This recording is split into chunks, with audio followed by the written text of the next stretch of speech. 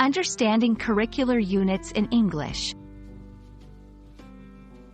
Hello, everyone. Today, we're diving into an essential concept for students and educators alike: curricular units.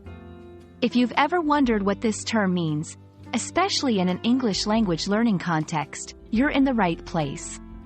Let's get started. Curricular units are building blocks of an educational curriculum. Each unit represents a specific segment or module within a broader course. It's like a chapter in a book, focusing on a particular topic or theme. In English language learning, these units could cover grammar, vocabulary, reading comprehension, or speaking skills. Understanding curricular units is key to grasping how English is taught and learned. Each unit is designed to achieve specific learning objectives and is usually structured to build upon previous knowledge.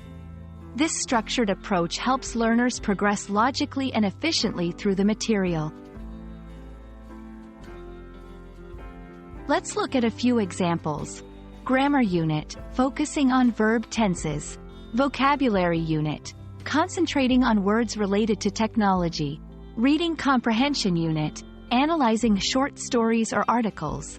Speaking unit, practicing conversation in real-life scenarios.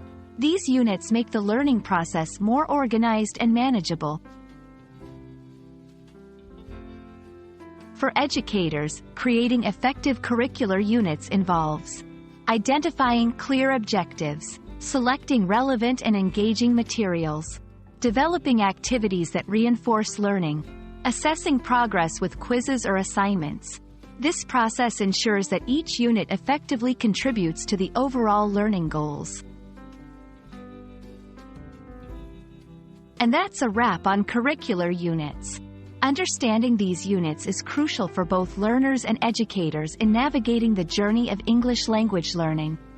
I hope this video shed some light on the topic and will assist you in your educational endeavors. Happy learning, and see you in our next video.